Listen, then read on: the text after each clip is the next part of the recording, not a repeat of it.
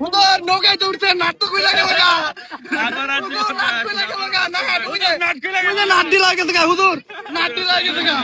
হুজুর নাট ঢিলা গেছে রক্ষা করো আল্লাহ। হুজুর নাট ঢিলা গেছে গা হুজুর এটা কি সুইটা মারবো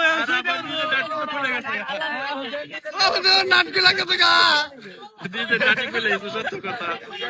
ওই যে নাট খুলে ওই যে পুরো খুলে বলো হুজুর এইটাই এবার বলবো এবার বলো